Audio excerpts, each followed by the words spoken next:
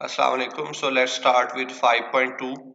जैसे कि हमने फर्स्ट लेक्चर में डिस्कस किया कि आपके पास टाइप ऑफ नंबर्स में स्केलर्स हैं, वेक्टर्स हैं and itself matrices हैं, and then we have strings which is basically relevant with characters, English alphabets. So ये आपके पास हम इसको मैट्रिक्स की शक्ल में लिख सकते हैं। Scalar is a 1 by 1 matrix, vector is basically अरे ऑफ नंबर्स जिसका आप रो मैट्रिक्स कह सकते हैं या उसे कॉलम मैट्रिक्स बना सकते हैं। और मैट्रिसेस जो है वो बेसिकली मैट्रिसेस है। तो इसमें जो आपने एक टर्म यूज करनी है वो है array. Vectors are arrays, matrices are two dimensional arrays, string is an array of characters. So आपके पास जो प्रोग्रामिंग की जबान में आपने जो टर्म यूज करनी है वो अरे है। अरे बेसिकली क्या है? एक सिंपल रो मैट्रिक्स कह सकते हैं, एक कॉलम मैट्रिक्स कह सकते हैं। जो कि अगर सिंपल रो मैट्रिक्स है तो आपके पास वेक्टर्स हैं। अगर टू डायमेंशनल अरे है मतलब उसमें रो भी है और कॉलम भी है तो वो मैट्रिक्स बन जाएगी और उसको आप किसी भी ऑर्डर तक ले जा सकते हैं। और स्ट्रिंग जो है वो अरे ऑफ कैरेक्टर्स हैं जो कि आपके इंग्लिश सेंटेंस और इंग्लिश अल्फाबेट्स बनाने में हेल्प करेंगे। अच्छा, अब ये जो चीज है यही बेसिकली आगे हमने एक्सप्लेन करना है, लेकिन स्टेप बाय स्टेप। तो सबसे पहले हम स्केलर को देखेंगे। उसके बाद जब स्केलर को अंडरस्टैंड कर जाएंगे कि स्केलर को मैटलैब में हम किस तरह यूटिलाइज कर सकते हैं, किस तरह लिख सकते हैं, स्केलर के साथ क्या क्या कर सकते हैं, तो फिर हम आ जाएंगे वेक्टर्स पे। वेक्टर्स पे साथ वही काम करेंगे कि मैटलैब में वेक्टर को लिखना कैसे है, उस पर क्या क्या ऑपरेशन करने हैं। फिर हम चले जाएंगे मैट्रिसेस पे and then on the string. So step by step इन तमाम चीज़ों को हमने देखना है कि हम किस तरह इसको डील कर सकते हैं इन मैटलैब, जो कि सिंपल एक कैलकुलेटर है। और अभी हम जो स्केलर का स्टार्ट भी करेंगे तो आपको वहां से मजीद रियलाइजेशन होगी कि what is meant when I से कि it's a calculator. Okay, so let's start with scalars. Scalar is a single value number जिसकी एक वैल्यू हो, कोई कंपोनेंट ना हो। ये करेक्टर भी हो सकता है। that is stored in a variable. That is the most important thing कि वेरिएबल में स्टोर किया जाता है, क्योंकि वेरिएबल में स्टोर नहीं करेंगे तो आप उसको रीयूज नहीं कर सकते। अभी हम एग्जांपल में भी देखेंगे इससे क्या मुराद है। Scalars are the simplest and the most fundamental data types in MATLAB. As we said, we will start from the basic and we will move on to the vectors and then the multi-dimensional arrays. Scalar must be created by assigning a value to a variable name such as a is equal to 5. So यहाँ पे 5 value है, a variable है जो कि कुछ भी हो सकता है, लाजमी नहीं है वो a ही हो, उसमें आप उसको b भी लिख सकते हैं या अपनी मर्जी से जो आपको इजी हो आप लिख सकते हैं। अब इस स्केलर के ऊपर आप डिफरेंट तरह के ऑपरेशंस कर सकते हैं। ऑपरेशन से मुराद क्या है? Plus, minus, multiplication, division and so far. So वो आप मैटलैब में मकसद भी हमारा यही था कि स्केलर्स कैसे लिखेंगे, ऊपर आ गया, और ऑपरेशन कैसे करेंगे वो इसके बाद नीचे आ गया। नेक्स्ट देखते हैं क्या ऑपरेशंस आपकी बुक में किए गए हैं।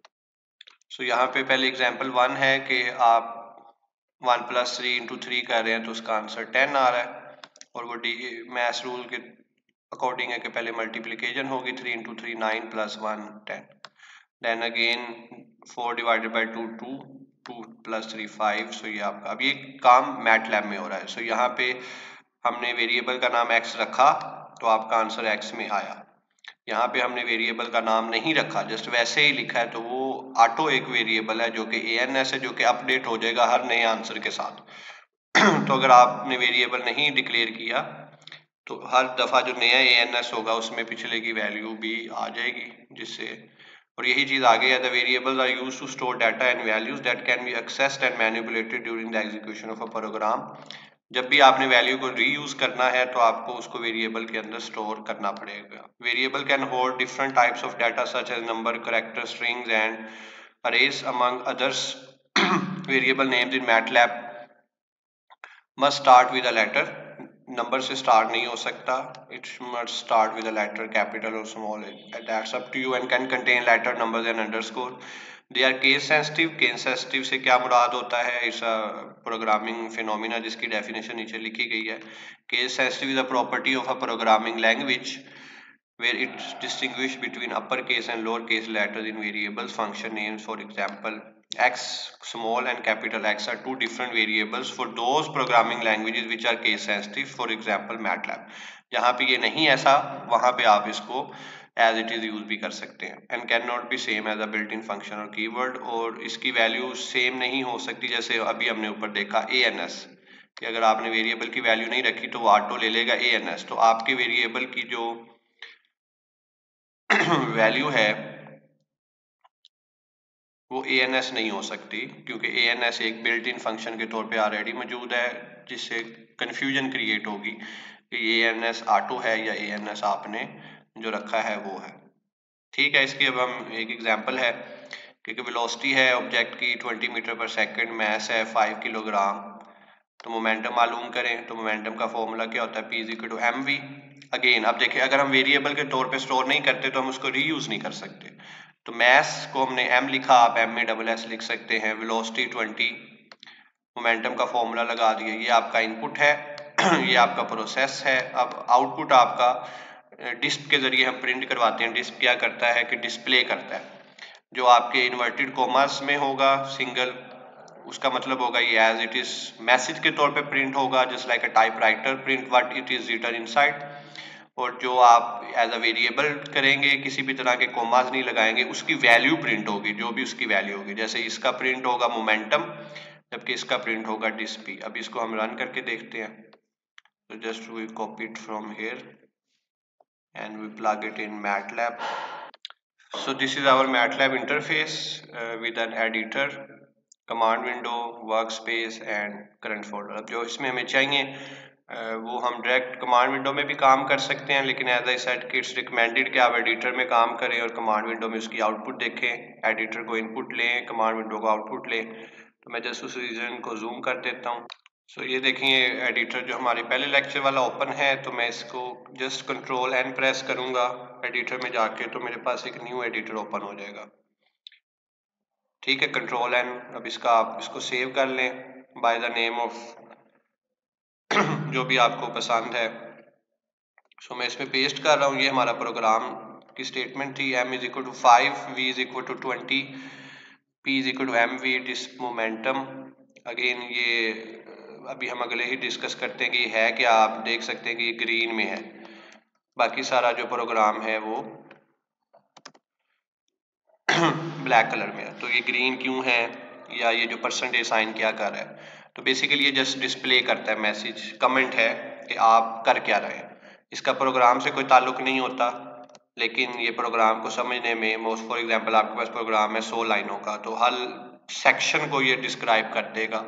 इनफैक्ट आप मैटलैब में सेक्शनिंग भी कर सकते हैं डबल परसेंटेज साइन से, कि ये एक सेक्शन है, ये दूसरा सेक्शन है। तो उससे ये कि अगर कोई एरर आ जाए या कल कोई आपने प्रोग्राम में अल्ट्रेशन करनी है, तो आपको सारा प्रोग्राम रीड नहीं करना पड़ेगा, आप सर्टेन सेक्शन में जाके उसको चेंज कर सकते हैं। ओके, सो डिस्प मोमेंटम, ये जैसे मैंने बताया कि जो भी चीज़ इसके अंदर आएगी वो एज अ मैसेज आएगी, जो लिखेंगे वो आ जाएगा। यानी मोमेंटम के स्पेलिंग गलत भी लिख देंगे, फॉर एग्जांपल मैं ये यूं लिख देता हूँ, तो वो इसी को प्रिंट करवा देगा।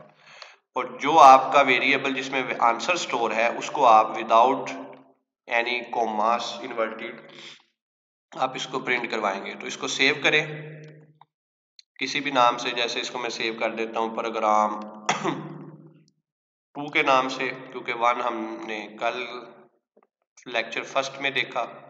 तो इसको हम सेव करके रन करेंगे। रन करने के लिए आपको बताया F5 प्रेस कर लें, या आपके इधर टॉप पे रन का ऑप्शन है, ये जो ऑप्शन है आपका रन का है, इसको क्लिक कर लें, या आप जस्ट F5 प्रेस कर लें।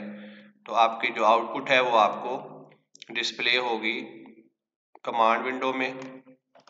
तो आप इसको जब रन करेंगे तो आपके पास आउटपुट शो होगी, प्रोग्राम टू रन हुआ और उसकी जो मोमेंटम की वैल्यू है वो 100। और आप देख सकते हैं जो स्पेलिंग मिस्टेक है, लेकिन वो फर्क नहीं पड़ता, क्योंकि इसमें एज इट इज मैसेज होगा जो कि आप की मर्जी पे है। हमने दोबारा प्रोग्राम रन किया तो मोमेंटम आ गया जिसकी वैल्यू 100 है। मैथ्स की वैल्यू आप 15 कर दें, इसकी वैल्यू 200 कर दें, सो ये अब दोबारा F5 प्रेस करेंगे तो ये 3000 आ गया। सो this is basically what I meant when I से कि MATLAB is a very powerful calculator, कि आप कैलकुलेशन का ही काम कर रहे हैं लेकिन आप उसको कंट्रोल में रख सकते हैं, आप उसकी वैल्यूज को वेरी कर सकते हैं। You have the authority to play with it in a better way than any other calculator available in market. अभी तो हम विजुअलाइजेशन की तरफ गए नहीं है, विजुअलाइज कर सकते हैं। सो this is basically what is done here. उसने आगे कहा है कि आप एग्जाम्पल 3 को रिपीट करें kinetic energy of a body मालूम करने के लिए। तो काइनेटिक एनर्जी का क्या फॉर्मूला होता है, you just need to put up let's suppose k 1/2 multiply by m v square and the message will be now kinetic energy। And अब काइनेटिक एनर्जी की वैल्यू जो है वो के वेरिएबल में स्टोर है। Again there is no restriction, आप इसकी जगह कुछ भी लिख सकते हैं जैसे कि पहले मैंने बताया कि वेरिएबल की वैल्यू फ्लेक्सिबल है, आपकी मर्जी पर है, लेकिन जो एक दफ़ा रख दी जाएगी उसको फिर आपको फॉलो करना पड़ेगा। तो जब हमने इसको अब रन किया तो उसने इसको सोल्व किया और आपके पास ये आंसर आ गया।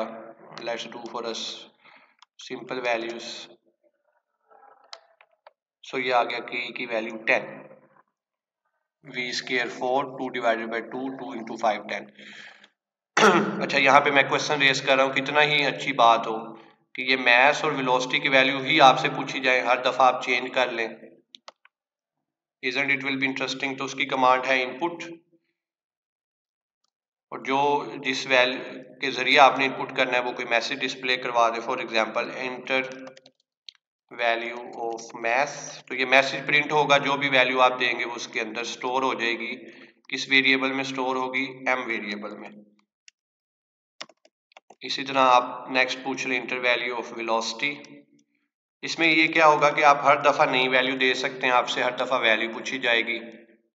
जैसे अगर मैं इसको लेट्स सपोज CLC करके क्लियर करके दोबारा रन करूं तो सबसे पहले वो पूछेगा इंटर वैल्यू ऑफ मैथ, तो मैं वैल्यू ऑफ मैथ दे देता हूं 2।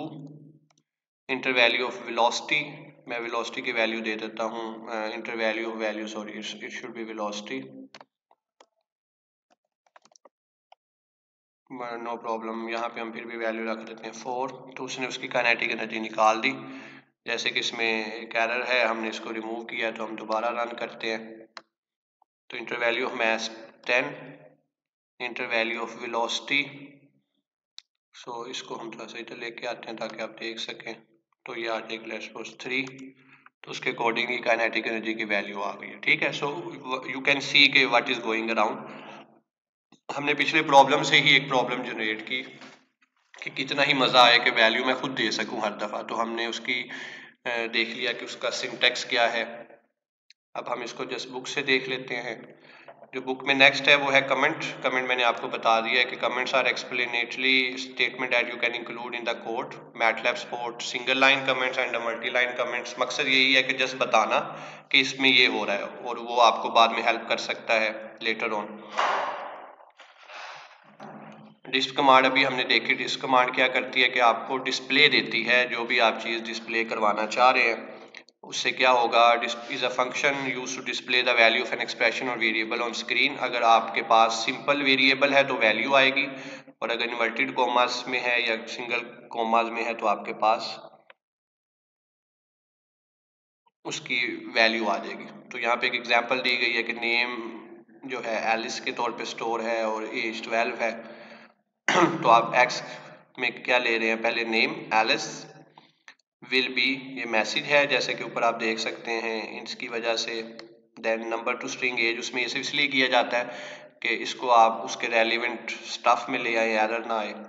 एंड देन अगेन मैसेज, और जब आप डिस्प करेंगे तो ये आ जाएगा Alice will be 12 this year. अब ये 12 वैल्यू आप यूजर से भी ले सकते हैं कि जी आप वैल्यू दे दें, जैसे कि हमने थोड़ी देर पहले देखा। तो उसका अगर सिंटेक्स देखें तो ये वो उसका सिंटेक्स है इनपुट कमांड, कि अगर आपने कोई वैल्यू लेनी है तो आप इनपुट के जरिए ले सकते हैं, और ये उसका सिंटेक्स है। अभी हमने किया भी है program. So it's equivalent to C out in C++। अगर आपने C++ की हुई है तो इसमें सी आउट के तौर पे ये यूज होते हैं। तो और उसमें वेरिएबल के लिहाज से आपने करना है तो ये एस बेसिकली यहाँ पे ये बताएगा कि जो भी इनपुट आएगी उसको स्ट्रिंग के तौर पे लेंगे। अब मैंने शुरू में बात की scalar, vector, matrix and string, तो ये बेसिकली डाटा टाइप स्ट्रिंग के तौर पे सेव होगी। सो बेसिकली हमने जो अभी तक यहाँ पे रिवाइज किया है with the help of MATLAB and the software कि डाटा टाइप कौन सी हैं, जिसमें से अभी तो सिर्फ हम स्केलर ऑपरेशन कर रहे हैं। मैटलैब में हमने सिंपल स्केलर लिख के देखे, स्केलर की बेस पे प्रोग्राम किया, मोमेंटम का, काइनेटिक एनर्जी का, उसी से फिर हमने एक जनरेट की प्रॉब्लम कि कितना ही अच्छा हो कि हम इसकी वैल्यू हर दफ़ा खुद लें, तो उस पर फिर हमने इनपुट को डिफाइन किया। So this is the syntax for input. और इसी से रेलिवेंट हमने डिफ्स कमांड देखी जिससे आप डिस्प्ले के लिए यूज़ करते हैं, जस्ट लाइक सी आउट। और कमेंट देखा कि आप इसके ज़रूर कोई मैसेज दे सकते हैं जो कि प्रोग्राम का हिस्सा होगा सिर्फ मैसेज के लिहाज से, अदरवाइज उसका कोई ताल्लुक नहीं होगा। डिस्प के साथ ही एफ प्रिंट एफ है। एफ प्रिंट एफ बेसिकली अगर आप सिंगल लाइन मैसेज डिस्प्ले करवाना चाहते हैं इन अ बेटर वे, तो आप फिर एफ प्रिंट एफ यूज़ कर सकते हैं, सेम लाइक डिस्प, लेकिन इसमें सिर्फ आप परसेंटेज यूज़ करेंगे। जब हम इसका प्रोग्राम को रेलिवेंट करेंगे तो इसको मैं दोबारा एग्जाम्पल के तौर पे वहाँ पे कोड करूँगा। Then we have format command. Format command क्या है कि जस्ट अगर आपने ये कोई स्केलर ही अगर आपने लिखना है, लेट्स सपोज पाई है, तो उसकी वैल्यू आएगी 3.1416, लेकिन अगर आप फॉर्मेट लॉन्ग कर देते हैं, फॉर्मेट शॉर्ट कर देते हैं, तो उसकी वैल्यू में नंबर ऑफ हिंसे जो हैं वो आपके चेंज हो जाएंगे। जैसे ये देखिए मैटलैब की कमांड विंडो है, जिसमें इसको क्लियर करता हूँ बाय डूइंग CLC। तो इधर मैं लिखता हूँ पाई, तो पाई क्या है 3.1416, लेकिन मैं अगर फॉर्मेट चेंज कर दूँ, फॉर्मेट लॉन्ग कर दूँ और फिर मैं पाई की वैल्यू पूछूँ, तो उसमें जो नंबर ऑफ डेसिमल प्लेसेस हैं वो बढ़ जाएंगे। मुझे इतने ज़्यादा नहीं चाहिए, मैं जस्ट वापस फॉर्मेट शॉर्ट पे चले जाता हूँ and then I will press pi, तो उसकी वैल्यू वापस उसी शॉर्ट फॉर्मेट में आ जाएगी जो कि पहले फॉर्मेट था 3.1416। तो अगर आपने क्लियर करना है सो जस्ट डू CLC, तो आपकी जो विंडो है वो क्लियर हो जाएगी, पुराने इंटरफेस पे आ जाएगी। So this is basically the functioning of format function here के फॉर्मेट का क्या काम है। तो ये जस्ट आपको हेल्प करती है आपकी आउटपुट के फॉर्मेट को चेंज करने में। Okay, so this concludes till here 5.3.7.